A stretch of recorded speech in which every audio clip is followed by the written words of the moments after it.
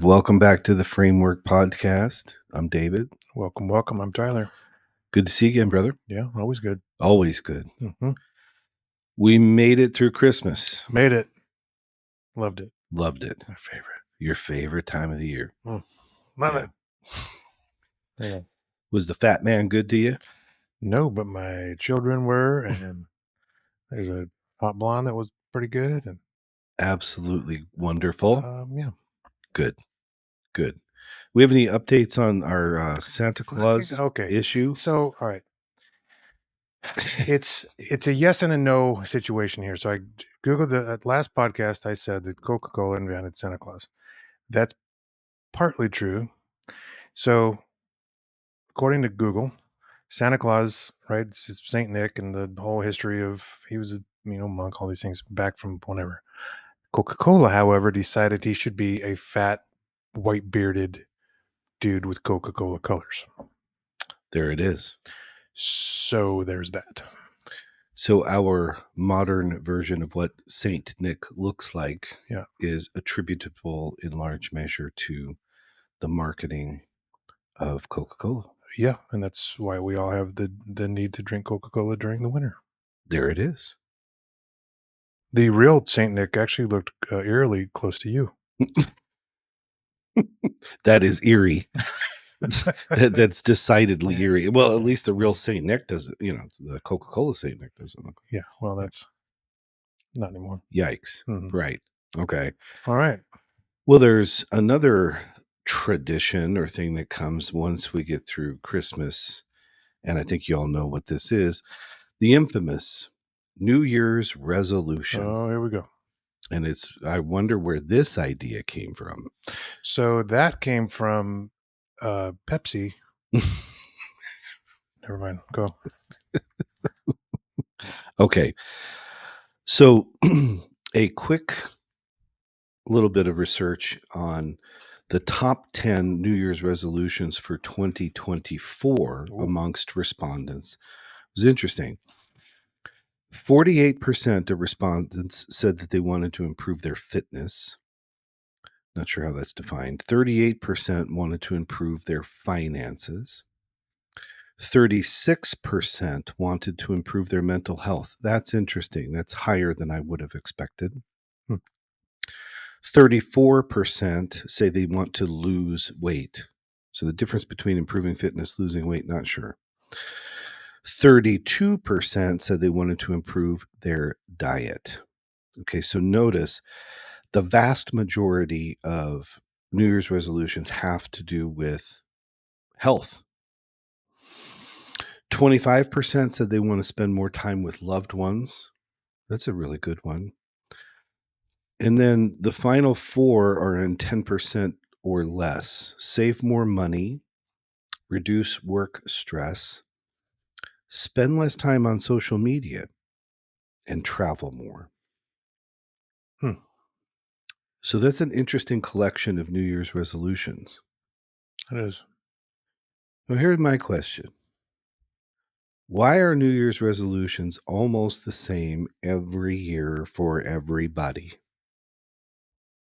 Because they don't work.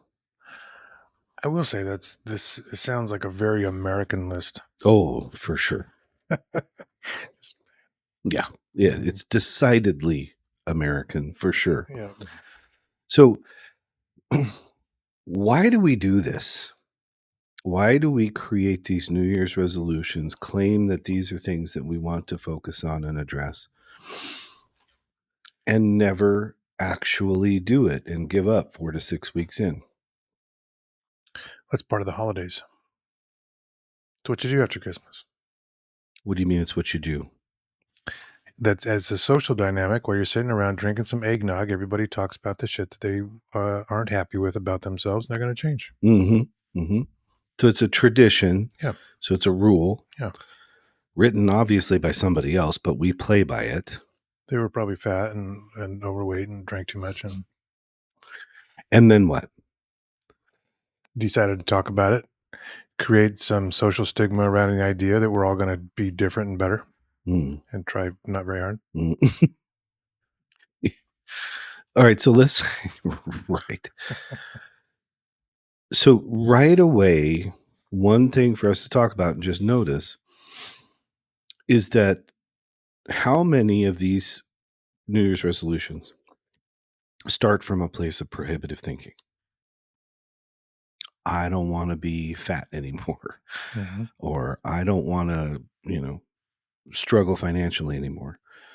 Um, One of the reasons why I think a lot of those New Year's resolutions don't work is because they're not really resolved to rewriting the rules.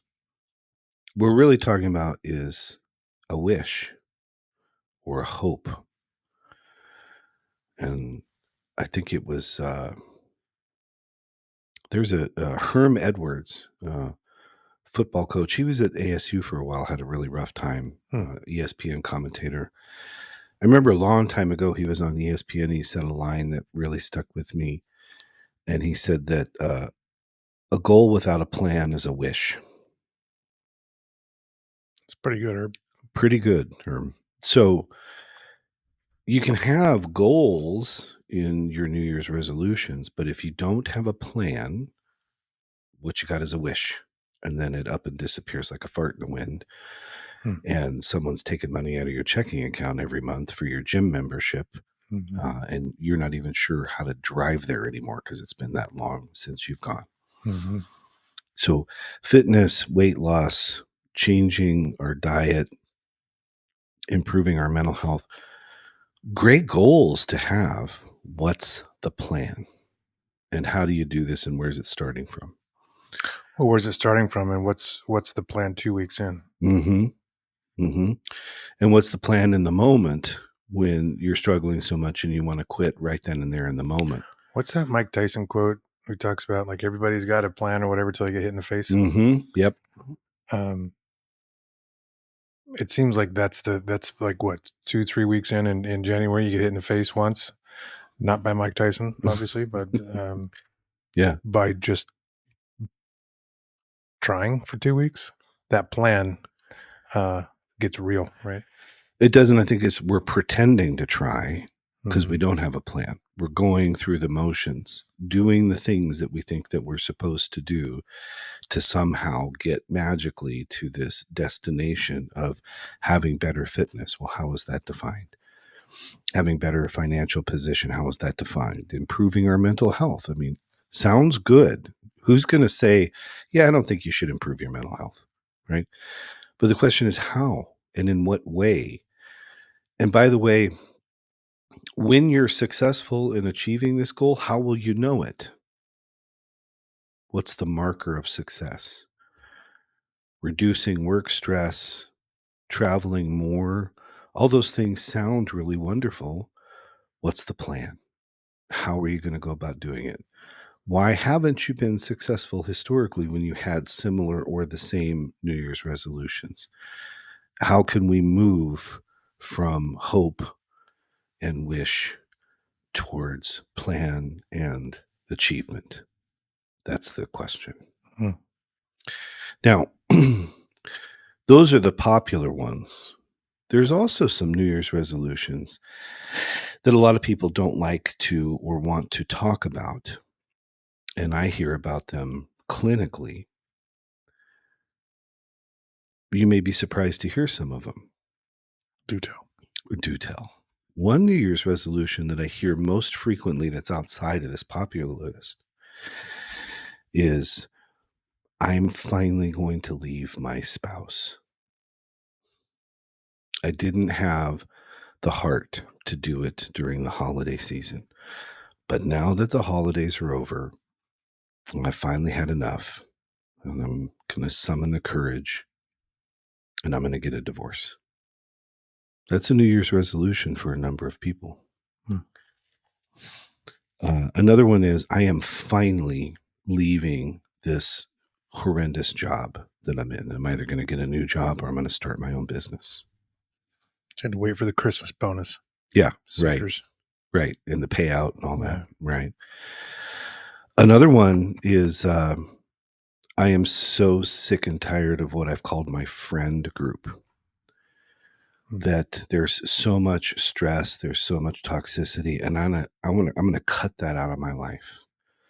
I'm gonna cut it out of my life, and I'm gonna shrink my social circle so that it only contains, those people whom I really trust and whom I love, my ride or dies. I'm past this point where I think I need to have this wide social circle of friends and all the obligations and the challenge and the stress that comes from that. And I want to cut those things out, but that's really hard to do. It can be very daunting, right? Even if it's affirmative in its origin. Some other ones that I've heard, I'm going to change my parenting strategy because what I have been doing doesn't work. And I really cannot stand the way that my kids are behaving. I can't stand the way they view the world. That kind of thing. So changing parenting strategy is one. Hmm. Um, I want to improve my leadership skills. That's a wonderfully affirmative New Year's resolution some people uh, have or take on. So lots of different options for New Year's resolutions. Some of them obvious, some of them not so obvious, all of them to varying degrees, quite challenging and difficult and potentially life changing. And yet, so many of them stay in the idea bucket, and hardly any of them come to fruition. So, the focus for today is trying to talk about why is that? And what New Year's resolution, if any, are you going to select this year? And when you think about your answer to that question, how honest are you being about your intent to do that very thing? Hmm. So the obvious first place to start in my thinking is the most common one, which if you combine some of these things, we're talking about your physical health. So body composition, the kind of fitness or shape you're in. And that of course goes along with diet, what you eat, what your nutrition is. That's historically been the biggest New Year's resolution for the vast majority of people, and gyms all over the country cannot wait for January 1st because they're going to get a surge in membership. And active gym members can't stand it because they know that as soon as January 2nd comes, then there's going to be waiting lines to get to this piece of equipment or that piece of equipment because all the newbies are running in. But everybody knows that's relatively short lived. In about 6 or 8 weeks, they're going to fall off and disappear, and we're sort of back to business as usual. And the line at McDonald's gets longer, and things kind of return to how things had been prior to. Hmm. So, starting with that one, why is it that so many people say, "I'm making this resolution. I want to do this," and they can't sustain it, or they don't do it? It doesn't work. What do you think? I don't. I've speaking from lots of experience on this, and having failed at numerous resolutions for most of my life, and I'll only speak for me on this. Um, I think that every time that I failed, it was out of a place of taking the approach of like, I'm going to try this come January. Like I'm not happy in this area, so I'm going to try this or something. And I don't know of any place where I've ever just like dipped my toe or like tried a little bit, kind of half-assed something, and then it took. Mm, Certainly of anything of any type of meaning or value. mm, You know, it's like I use business examples a lot because I'm more familiar with that. But it would be like saying I'm gonna try to do this, you know, thing, and I might make a little investment, and I might try a little bit here, but I really want to make this change or something. It's very, very different than saying I'm going to quit my job and bank my life on this change on this new business venture. That's a very, very different scenario, mhm, And I think that if we stopped using the language of New Year's resolutions and try, and started talking about the fucking shit we're gonna change come January, and then that like period, it starts there, in my opinion, Hmm. because that's the only time I've ever really made a change is when there was an absolute choice to put in the energy to do something else. Mm-hmm. Okay, so then it's about step one, the mindset, affirmative thinking, and realizing what you're really doing, which is rewriting rules. Relationships are all about the rules. Conflicts are all disputes regarding those rules. So we're rewriting the rules of how we live, how we do us. And that's not something that happens by experimentation, to your point. We don't just say, oh, I'm going to give this a try. That's what makes it temporary and not sustainable. It seems like trying is what you do on Tinder. Uh, Rewriting a rule is getting engaged or married. uh, that's a really interesting perspective. Yeah. I mean, you can try a new spice when you're cooking, Mm-hmm. right? You can experiment with this, that, or the other, but making a commitment and engaging is about rewriting the rules, changing the rules. And we got to remember that as the architects of all of our relational systems, including and especially the relationship we have with ourselves, we are empowered to rewrite those rules. And it seems like to add to the rewriting process is I think it's a mistake to talk about rewriting a rule once. Hmm. It's the commitment of rewriting that fucking thing every day until it's etched, you know. Yes, I do. Not to be all metaphor-y over here, but No, I think it's a very important point because the rule process, like human beings, is dynamic, not static. Hmm.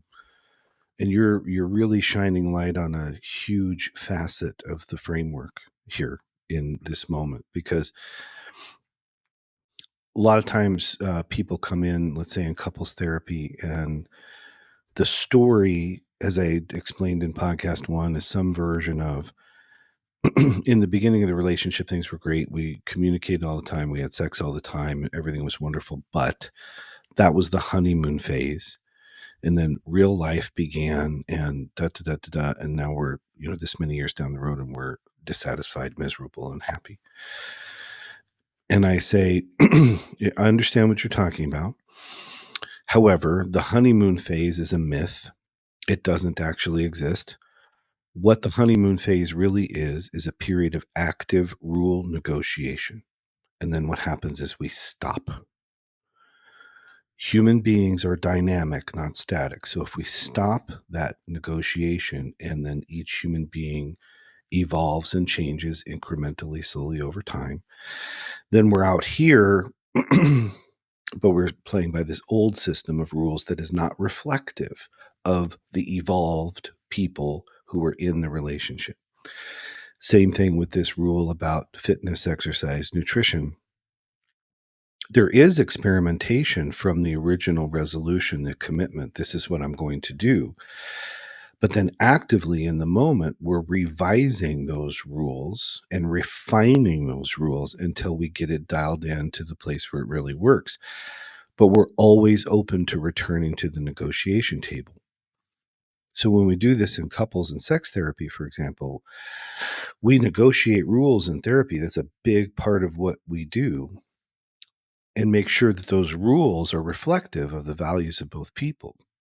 But once the rule is established, which is the goal, we make a commitment to being perpetually open to returning to the negotiation table anytime that rule needs to be refined. And the same thing is true here with regard to fitness or nutrition. it's great to have that initial plan. It's necessary to have that initial plan and to make a commitment to it so that you're engaged in it. But then we have to be able to return to the negotiation table, not the bargaining and excuse table, but the negotiation table to refine the rule to make sure that it is consistent with our values. So that's an excellent point that you're making. And so in the example of the relationships and things, I mean, it's, if you look at the dynamic, there's both partners and you involved in that scenario, right? They're committed to the three of you figuring it out, working together, Yeah. right? And you all play your role. Mm-hmm.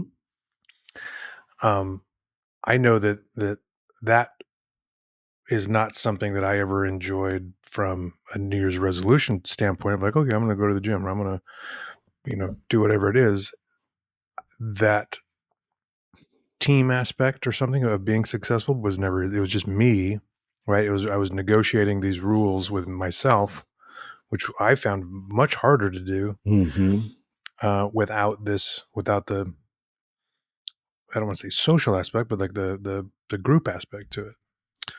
Right. So even, and as we've said before, that was one of the reasons regarding health and actually making a lifestyle change with something like going to the gym is having a more of the social dynamic and the group that I needed to be successful. And the only time I've ever been successful is lately, having people in my life to encourage me, having a personal trainer, different things. Right. Mm-hmm. So um, I think the support of the rule is something that I never really put any energy into. Like, what is it going to take to make this negotiated rule a reality? Mm-hmm. It's one thing to say it, but what's it actually going to take Mm-hmm. on a day to day basis? Mm-hmm. Yeah. So one of the rules of improving fitness or losing weight is ensuring that I'm not doing this in isolation all by myself. Hmm. Because the reason why we failed previously is because we went to the gym by ourselves. We designed a workout program by ourselves. We put in the effort by ourselves. We tried to do accountability by ourselves. And in that isolation, things get really hard, really quick.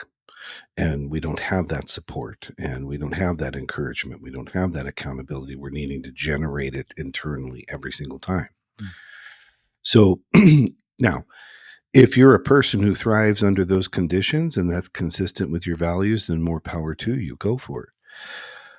But if you're not a person like that, and if you're willing to be honest about it, then we're saying part of my rules that I need to write for improving my fitness or losing weight is to incorporate this social aspect, whether it's working with a training partner, whether it's working with a trainer, whether it's doing it in a group sort of fitness class, whatever is consistent with what you enjoy doing, right?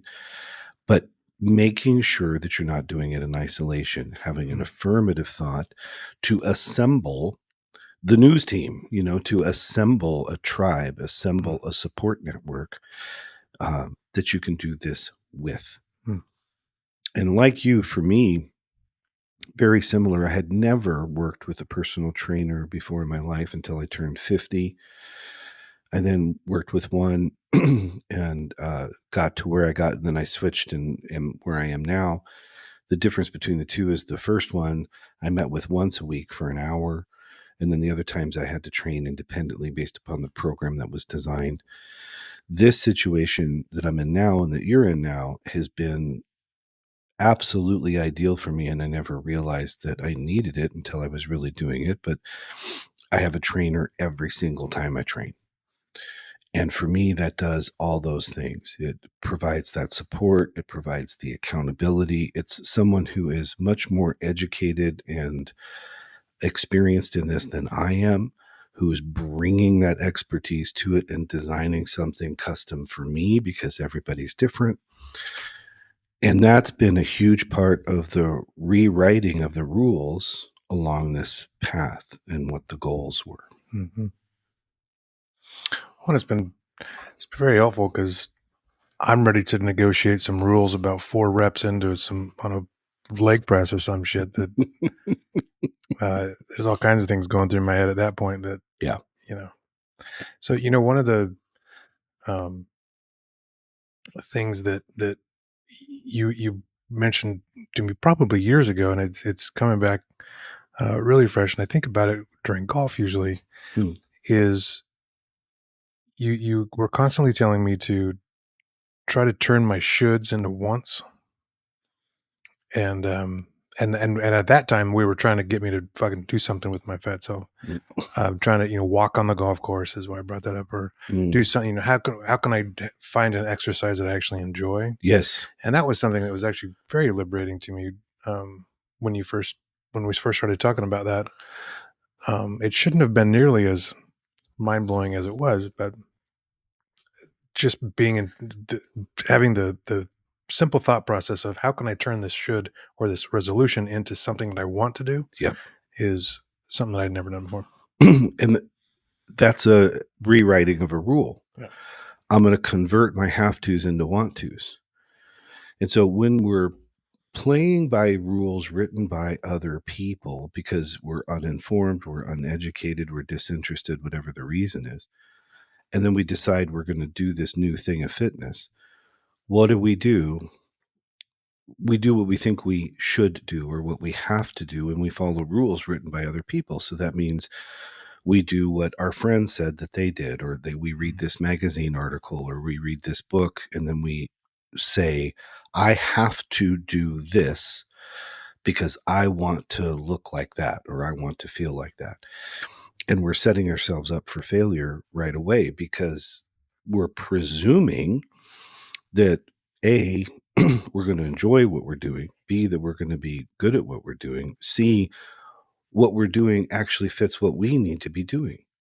And as we said in the very first podcast, you can have the greatest program for improving fitness or losing body fat ever. But if that's not customized to you, it's not going to work. And by the way, just because it works for this person and it leads to this particular aesthetic or physique, it does not mean it's going to have the same effect on you, that you're going to look like that Mhm. or perform like that. So pairing together with a professional, working with a trainer, ameliorates all of that frustration and that difficulty. Because at the end of the day, what do people really want? They want results from the effort that they're putting in. If they don't get the results quick enough, they quit, right? Well, then it's really important to make sure that the results you think you're looking for are affirmative, that they're appropriate, that they're well targeted, that they're realistic. And most importantly, you've got to enjoy what you're doing. If you hate what you're doing because you're trying to get to your goal, you're not ever going to get there. There has to be a passion or a love for what you're doing. There has to be some sort of enjoyment in what you're doing in order for that to be sustainable. So yes, But but I still don't love going to the gym. I still fucking hate most of it. It's getting better. It's improving slowly. Um, but I know I've never been like, oh, I love going to I just love the whole process of it. It's mhm, fucking hard. it is. I love what's happening in my mind. Mhm, I can tell that there's a very, very drastic difference in um, the 40 minutes or so on my driving home, and very directly after the gym, there's a like I'm ready to go kick some ass that day. Like there's really a feeling of overcoming mhm, like adversity, which sounds mhm. weird. Not weird at all. Uh, but it's like a people. There's some people are going through some real shit out there. So I don't want to say that I overcoming some hard things. I mean, it's difficult, but it's so anyway. I'm rambling now to just say I still don't love it, but it's getting better. It's improving. I'm still committed to it, but I do think it's fair that you may not always enjoy it all. Well, of course, you're not Right. going to always enjoy it all, but Yeah. and you're not going to love everything about it. But inside Yeah. what you just said, you love the feeling or the experience of winning that decision on that particular day, or you love the experience of realizing that when you thought you couldn't do it, you took 20 seconds, you took 30 seconds, you took 60 seconds, and then you did it. And your brain changes and you realize you actually can do it. And we can love that, Mhm. right? So, no, you're not going to be, living in the village, skipping to work and, eating cotton candy all the time in this process. You're going to be making sacrifices. You're going to work hard. You're going to have doubt. You're going to have failure. You're going to have fatigue and soreness and all the things, right? But that's in exchange for finding what you love and enjoying that in that process. And sometimes that's reduced down to the one moment where you're walking out of the gym or limping out of the gym and saying, I did it. I showed up today and I did it. And I won the day, or I won that decision. Like you're at work and somebody brings donuts to the office, right? And you look at those donuts and you want one, Fuck that guy. right? But you choose not to do that because it's inconsistent with what you're doing, and you win that decision.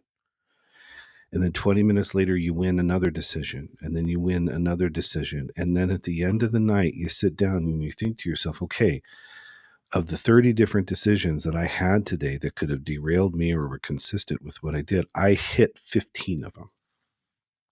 That's something to be proud of. That's success. And tomorrow I'm going to hit 16 or I'm going to hit 17, right? So the point is, if it really is a prohibitive thought driving you to change your fitness, then we're screwed from the very beginning. Like we keep saying, we need to make it an affirmative thought. So, what is the affirmative thought as a part of the plan? In the beginning, it may be I aspire to show up and do what I can each day that I'm supposed to be or that I've set aside for working out. Mhm. And we take that win. Another rule, for example, to write with regard to fitness, with regard to weight loss, and we've talked about this before, and people who are more expert than I talk about this too. When you start, it's really helpful to select performance as the goal as opposed to weight loss or aesthetics.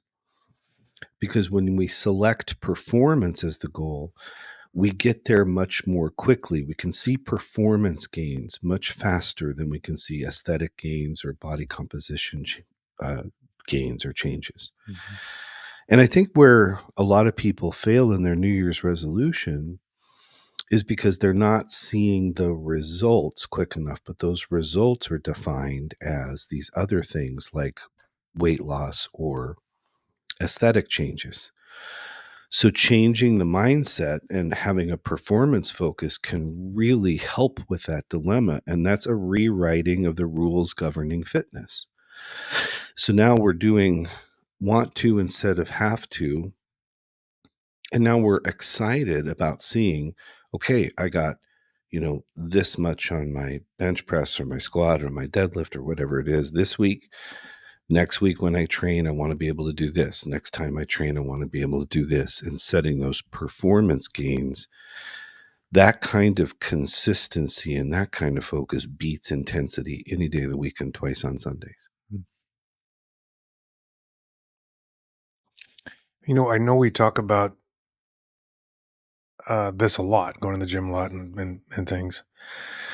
But if you look at that list, this would satisfy like 5 of the 10, Exactly. wouldn't it? Like Yes, losing weight, better shape, mental health.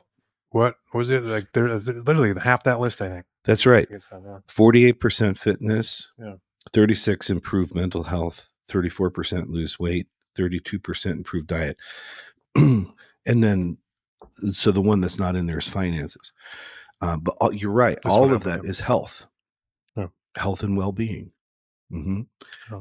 So it's all encompassed into one thing. Yeah. And so if we rewrite the rules that govern how we did relationship with those things, that's how we get on the path to a real resolve Yeah. and not the wish.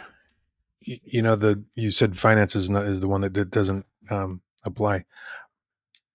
I actually have spent a considerable amount of time thinking about this. That I would challenge anybody, maybe outside of Warren Buffett or something, though he may exercise a lot. I don't know.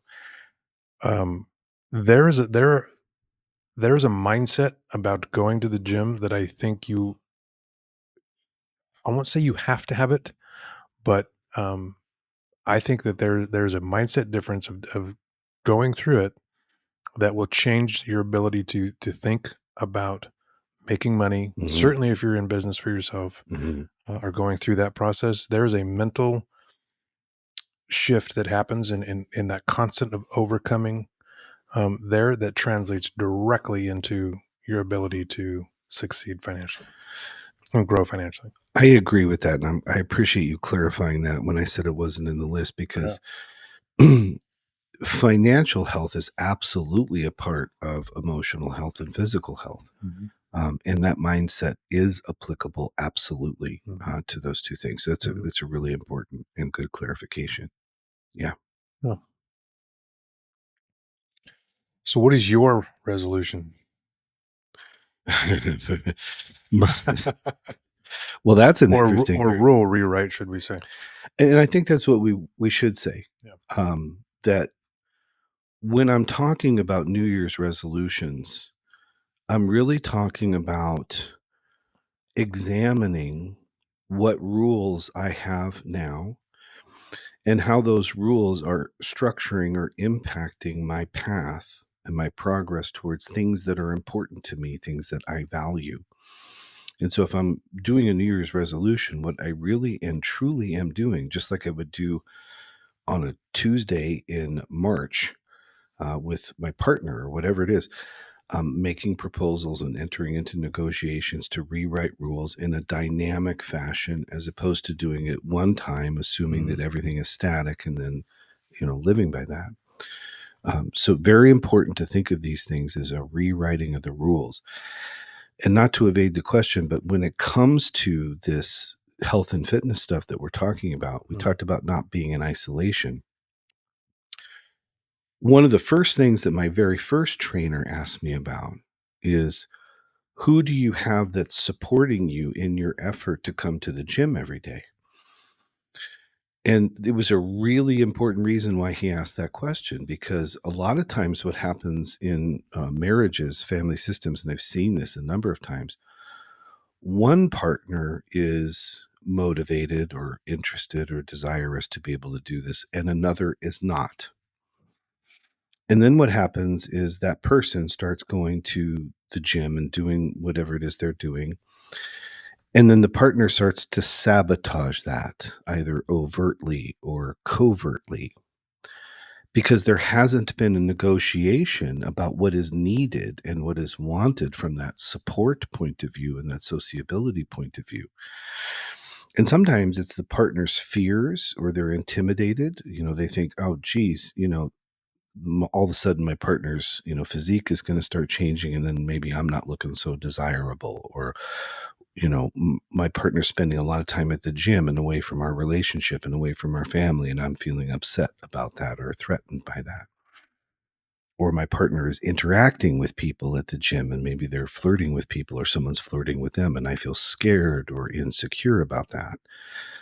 So a huge part of rewriting the rules when it comes to things like in this list of the 2024 most cited New Year's resolutions with regard to fitness and health and getting in shape is about negotiating those rules with your partner, with your friends, with your family, with your kids, because it takes an enormous commitment to do this. It literally is a lifestyle change. It's not something that you dip a toe and then, oh, no, that worked, right? Mm-hmm. And you need that support.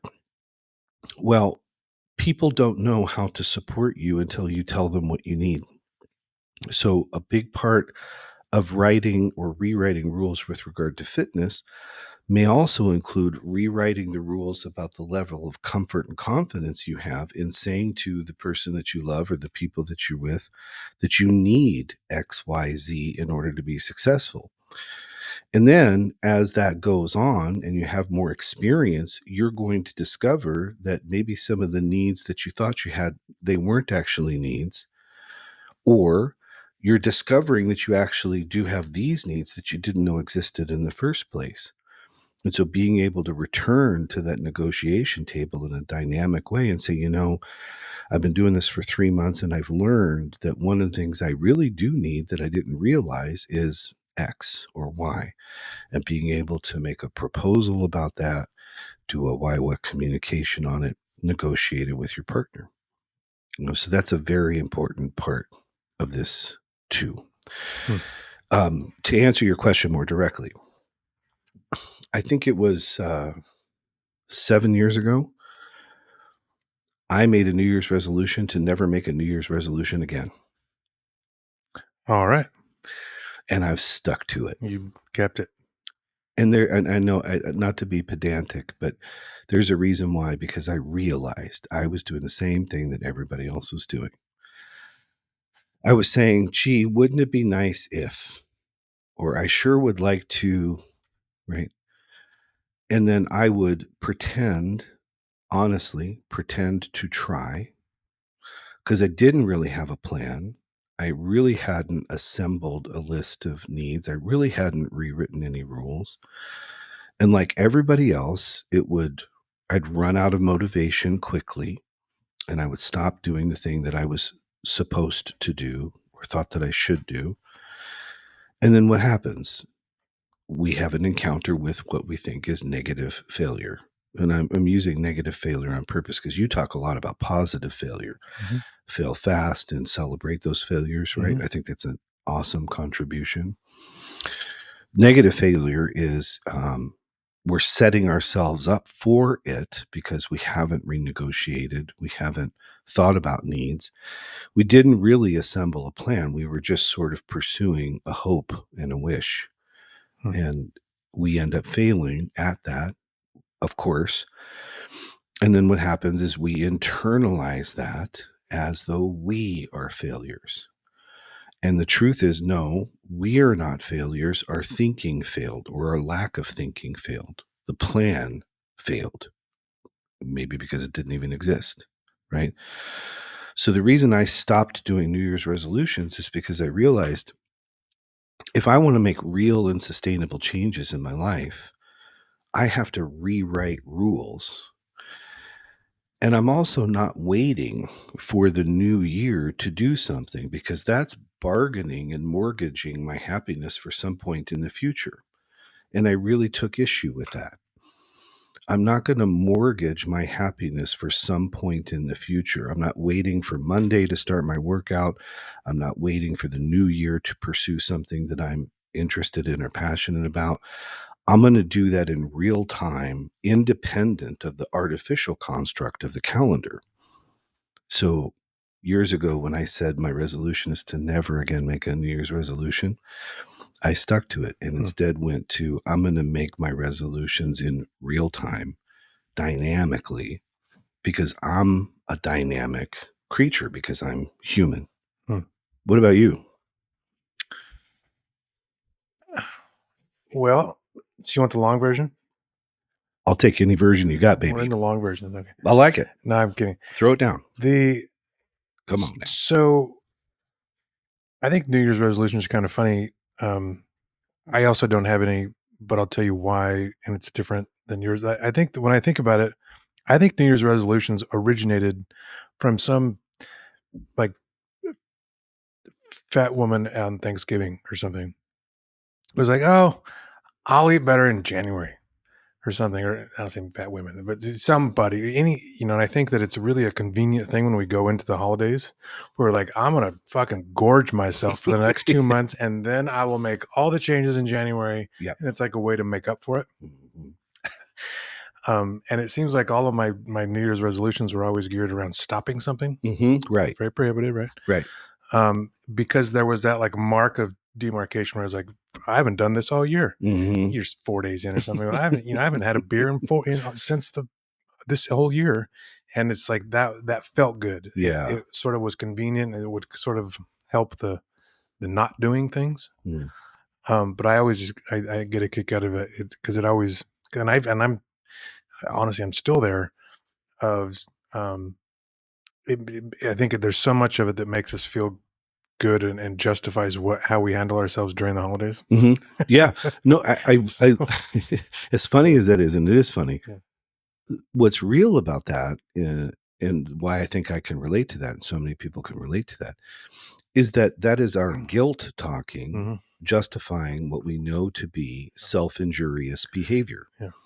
We're bargaining, and we're saying, I'm going to stop self-harming when we get to the new year. Mhm. And then we laugh about it uncomfortably, and everybody laughs about it. And then what happens? January 2nd, you're busting open the bag of Cheetos and the Dr. Pepper, and you're doing the same shit that you've done the whole time. Mhm. Right. So I do think a lot of what you're talking about is actually a maladaptive coping skill for the guilt that Mhm. comes from avoiding the reality of confronting these things and making them real and moving them away from obligation or have to and towards want to. Yeah. Well, it's like the new year, new me Yeah. kind of thing, right? It's like, Yeah. just because it's a new year, I'm a different person, and I'm going to do all these things. Yeah. So Yeah. The calendar, like literally the calendar has created a yeah, new me. yeah. And I think this is a personal bias of mine, but I often say, stop wasting time. There's so much wasted time bargaining to mortgage happiness for some point in the future when everything else is right, according to a person. Mhm. Start right now, right? Because it's the cumulative effect of bad decisions that led to the New Year's resolution to lose weight, change nutrition, whatever, right? The same is true in reverse. It is the cumulative effect of winning all those small daily decisions that contributes to the success that we're looking for. So, what in the hell is the point of waiting, and why are we wasting time? Yeah. You talk frequently, I think in Mhm. almost every podcast, well, about the idea of, it's one thing to use these tools on the front end or on the back end. It's another thing to do them in real time. Mhm. And I think that's such an important contribution that you make every podcast to reinforce that, because it's true. Well, here I am taking one of your rules and applying it to this discussion. You know, do it right now, Mhm. do it in real time. It almost, I mean, if we're going to, and I agree, but if we're going to go along with that line of thinking, it's almost like just you're almost setting yourself up for failure just by having a New Year's resolution, because it was something you actually wanted. You just fucking do it already. Bingo. Uh, That's it. yeah. Yeah. So when we go to the more covert resolutions that nobody talks about because they sound so mean or evil or sinister or Mhm. manipulative or what have you, like, I'm finally going to leave my spouse. The bargain was, well, I can't do this to them during the holiday season. Why not? I mean, do you honestly think it's going to hurt less in February than it is going to hurt in November or December? The point is it's going to hurt. The point is it's uncomfortable and scary and all the things that it is. But if you've made the decision that this partner is not for you, that this spouse is not for you, and you are honest and have tried everything that you can think of to reconcile, to improve the relationship, and you just decide that this is not the relationship for you, you do more damage to yourself, you do more damage to your partner, you do more damage to the family by hanging on under the banner of the calendarization of events than you do if you stand in your truth and summon the courage to be honest. Why wait? And I have worked with clients who have struggled for years to stand in their truth because they're waiting for what they think the right time is. And what they're really doing is wasting time, and they're bargaining against their own values and being incongruent because of a belief that at some point in the future, that will be the best or appropriate time to do the thing that I need or want to advocate for. Mm-hmm. And that is a waste of time. Hmm. It's just a really funny concept, the whole thing. It's just like a big cop out when you really think about it. Yeah, So again, this date is going to somehow make everything different. right, right. Like we talked about the meaning assigned to events in the previous podcast, we were talking about Christmas. Look at you. Yeah. Same thing, same thing here, right? Mm-hmm. The meaning of January 1st is that I'm going to shed my former self and I'm going to emerge as this brand new creature who meditates and reads and, drinks less alcohol and goes to the gym frequently and is really kind to my bullshit. Mm-hmm. That's wishful thinking, hopeful thinking. It's nice, it's lovely, it's pleasant, but a goal without a plan is a wish. And you're really not rewriting any rules. You're fantasizing out loud. You're daydreaming. Hmm. And nobody ever accomplished anything by daydreaming. Daydreaming can establish the vision of where I want to go. That's fantastic. And we should daydream a lot, right? But if that's the only thing that we do with it, then all we're really doing is continuing to establish the criteria for which we judge and shame ourselves. So stop waiting. What the hell are you waiting for? And what is it that's magical about Mondays or December 25th or January 2nd?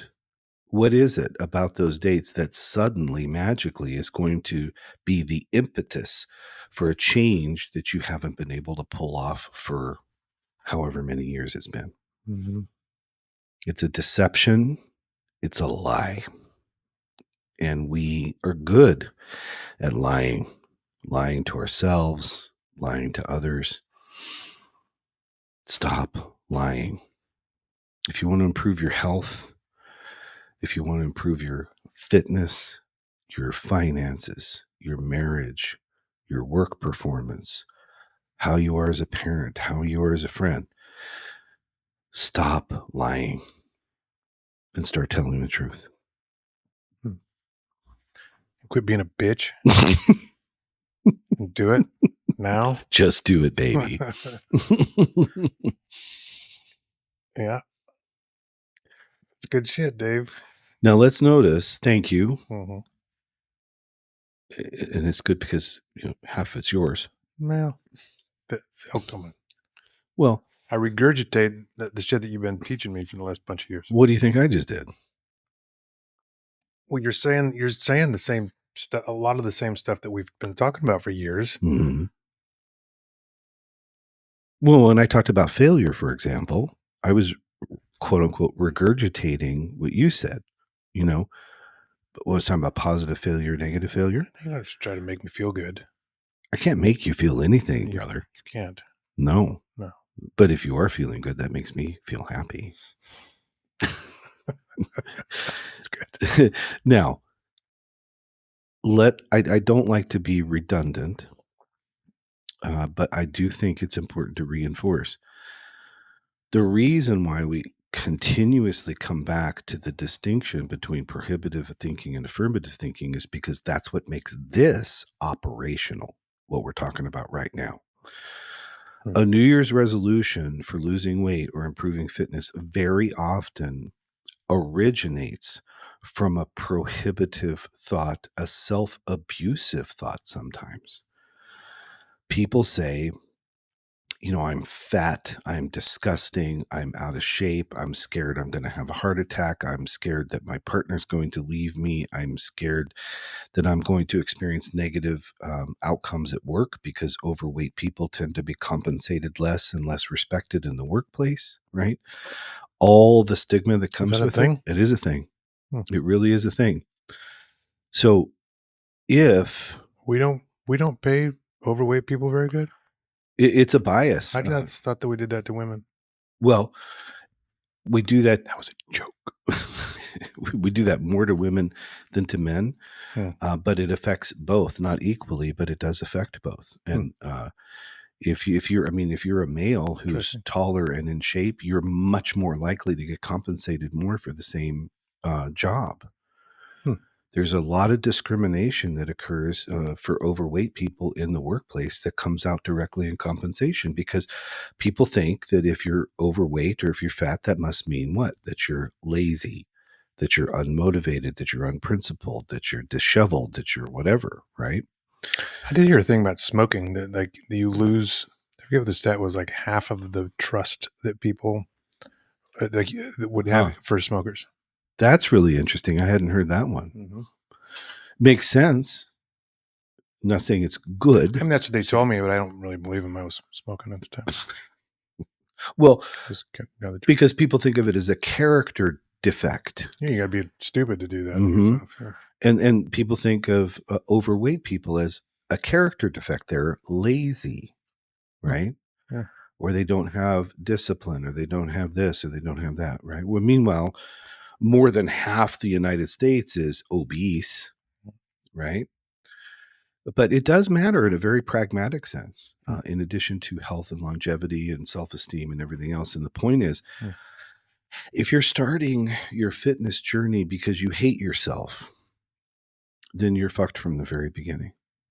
Hmm. Paradoxically, we need to stand in a place of acceptance of the self to take the first step to rewrite the rules and change these behaviors. And we've got to make sure that we're doing it from an affirmative thinking place, not an prohibitive thinking place. So it is reasonable and rational to do acceptance of being overweight. But let's talk about that and remind people. Too many people confuse acceptance with endorsement. So they think when they're talking about acceptance that that means they have to be all good with something. That is not true. To be all good with something is to endorse it. That's not what we're talking about when we talk about acceptance. Acceptance is acknowledging that reality exists.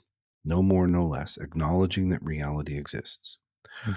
When I acknowledge the reality that I am overweight or I am obese and I have functional impairments as a result of my lack of fitness, I have a hard time carrying groceries. I have a hard time picking up the kids. I get winded walking across the soccer field. I really am in trouble if the elevator at work doesn't work and I got to hike up 3 flights of stairs to get to my office, right? Um, we got to acknowledge those things are real. But just because we're acknowledging them, it doesn't mean we have to be okay with them, just like it doesn't mean that it's okay for us to shame ourselves for it. We acknowledge that reality exists. And then from there, we establish using our vision the goal. What do I want to focus on? I want to Hmm. improve my fitness. What does that mean? It means I want to be able to walk up those 3 flights of stairs without huffing and puffing. It means I want to be able to load and unload the groceries and pick up the kids and do this without being in pain or exhausted, Hmm. right? Those are very pragmatic, practical things, and they're wonderful targets to select for our affirmative area focus. Hmm. So then when you do go to the gym, whether you meet with a trainer or not, and we both highly recommend that you do. But why am I on this machine? Why am I doing this exercise? What is the point of all of this? Well, if it is tied to those very real things that we acknowledge because we acknowledge reality exists, now we're training for life, we're training for a purpose, we're training for performance, and the results come so much more quickly. And when that happens, we get encouraged, we get that consistency, we get that sort of inspiration to keep going. And that's what sustains us through the really hard moments when we want to quit on leg day, or we want to eat the donut, or we don't want to go to the gym at all because we're tired, Mm. right? So acceptance means acknowledging that reality exists. We then use affirmative thinking to establish the target. You want to improve your fitness? Great. What does that mean for you? And what we're saying on that is try not to get preoccupied with having a certain look or being able to fit into a certain size shirt, pants, dress, whatever it is. Focus on performance. Because when you do, on a long enough timeline, everything else falls into place. So, focusing on performance, you mentioned it being the way that where you can see gains Mm-hmm. a lot easier. Yeah. That seems to play right into the idea of being very specific Mm-hmm. in goal setting and sort of in your affirmative thinking, right? Right. You can be specific in a number of weight Right. of things, right? And Right. um, Right. that's also the other part. And every time I did a um, New Year's resolution was failing to be very, very specific. Yeah. I love that you bring that up because some people think that they're being specific and they're actually not. And here's a good example. When you read articles or watch interviews, let's say, of health and fitness experts or trainers, and they're advising new uh, people what to do when you go to first meet a trainer, they always say, make sure you have a goal because the trainer's going to ask you, what are your goals? And that's when people say, well, okay, my goal is I want to lose 35 pounds. And they think they're doing a really good job of creating a specific goal in a way that they are.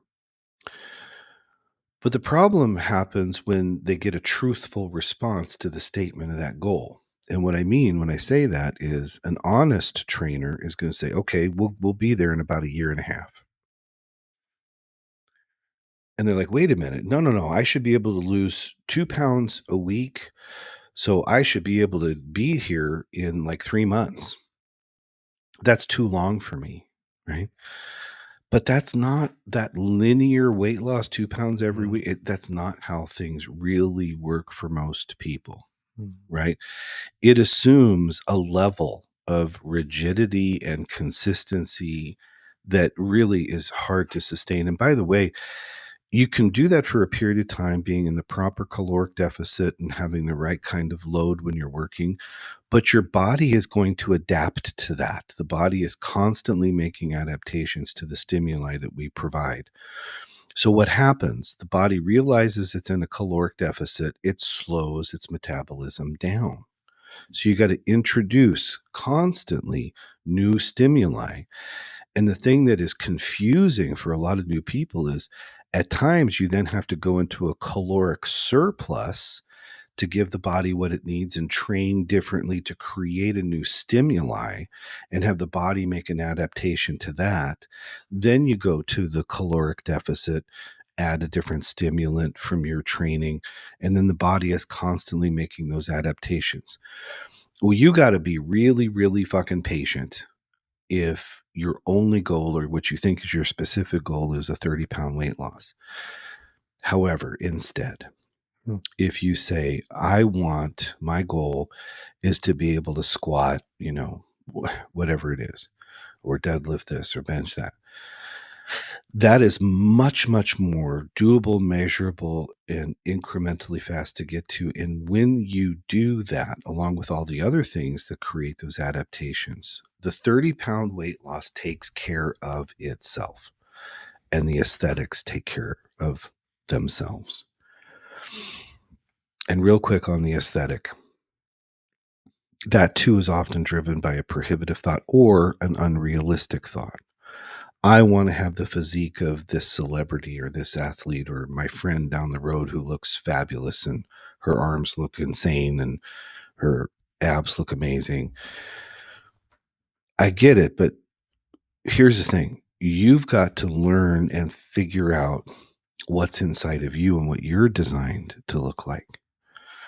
So you could follow precisely with a very specific plan and a very specific goal the nutritional plan that your friend or that the celebrity or actor uses, the workout plan, and have the opposite results, right? And then you're confused and you're frustrated. And then what do? You give up, you feel discouraged, you feel like a failure.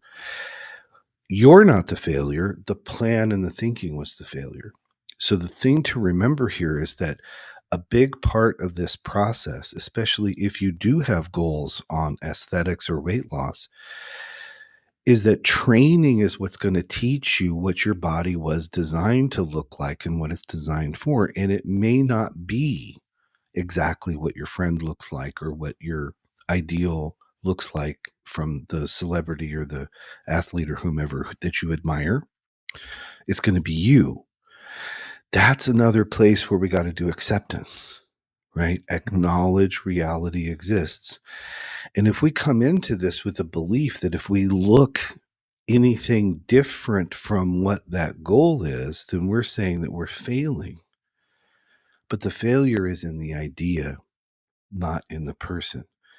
Because the truth is, inside of us is the ideal physique yet to be seen, yet to be determined. And it is elicited by the proper programming and the proper nutrition that you do in collaboration with a professional and that you do with the support of your friends and family and loved ones and that you honor yourself with. That's a resolution. And that can happen any day of the year. It doesn't have to wait until January 2nd or January 1st. Well, all right then. So I have a resolution to drink one more beer before the first. And is your resolution to do that in a few minutes? Yeah. That's where I was going with that. Yeah. I'm tracking. I'm tracking. All right. So welcome to the new year. You too. And There's if big you, shit coming this year, I will say. indeed. And listen, if you want a new you, change your thinking. Change your thinking, because where the mind goes, the ass follows. The new year, new you doesn't come from the calendar, and it doesn't come from any of these other resolutions. It comes from inside of you, and it comes from your brain. So make affirmative proposals, rewrite the rules, figure out what you need in order to get to where you want to be, and have fun doing it, as we're going to have fun hoisting a cold one. I love it. Love it. 2025, baby. 2025. Here we go. Here we go. Have a good night. Good night.